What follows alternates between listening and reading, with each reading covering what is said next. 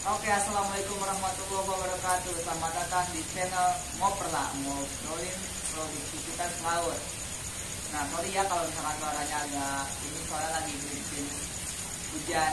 Nah, untuk kali ini kita bakal ngebahas tentang padang lamun. Nah, tapi gue di sini nggak bakal sendiri, gue dibantu teman gue sekaligus kelompok gue yang namanya Rizky. Told me that it's gold free.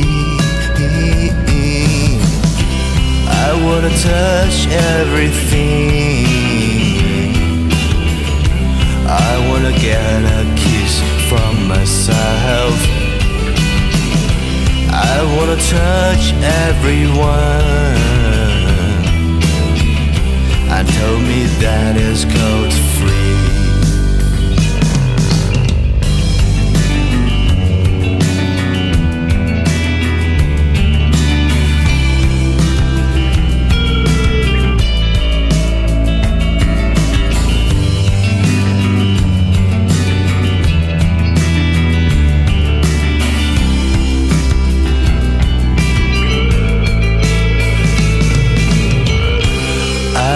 Touch everything. Nah, kita langsung aja ke pembahasannya ya. Nah, sorry nih misalkan kalau gambarnya kurang bagus atau gimana, nggak sesuai hari. Anggap aja ini kita padang lamunnya ya. Nah, padang lamun ini tumbuhan khas di laut dangkal yang pada wilayah perairan hangat dengan dasar pasir dan didominasi oleh tumbuhan lamun. Nah, sekelompok tumbuhan anggota bangsa Alismacelis yang beradaptasi di air tawar atau di air asin, maaf. Nah, padang lamun biasanya hanya dapat terbentuk pada bagian perairan laut yang dangkal kurang lebih dari 3 meter. Nah, namun dasarnya tidak pernah terbuka dari perairan, selalu tergenang. Ia dapat dianggap sebagai bagian dari ekosistem mangrove. Walaupun padang lamun dapat berdiri sendiri, padang lamun juga dapat dilihat sebagai ekosistem antara ekosistem mangrove dan ekosistem terumbu karang. Nah, lamun ini adalah sumber makan utama bagi duyung atau apa ya? Ya pokoknya bagi duyung lah. Awalnya menjadi tempat yang sangat bermanfaat bagi kelangsungan terumbu karang karena sebelum zat-zat halus dan berbahaya menuju permukaan terumbu karang terlebih dahulu disaring oleh padang lamun. Faktor-faktor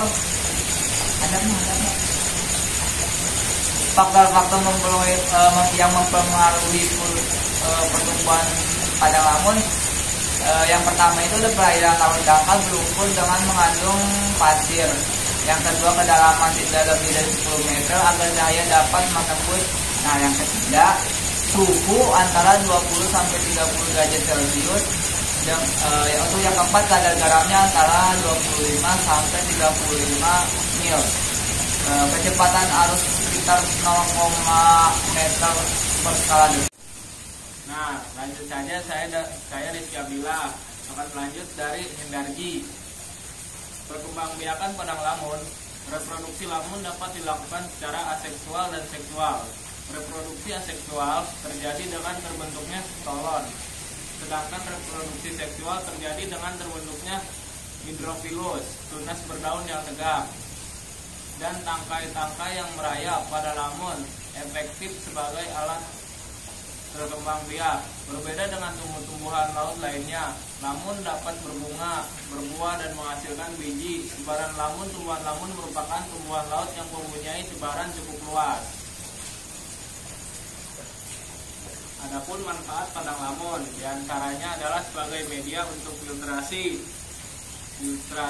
atau menjernihkan perairan laut dangkal. Nah, ini anggap aja laut kotor. Kemudian ada padang lamun, laut itu menjadi bersih, di mana lamun berperan dalam menyaring debu-debu yang terdapat di permukaan air laut. Padang lamun berfungsi sebagai tempat tinggal biota laut. Nah, seperti ikan-ikan isi hewan-hewan seperti ini, dia jadi dekat padang lamun, jadi tempat persembunyian atau tempat favoritnya dia.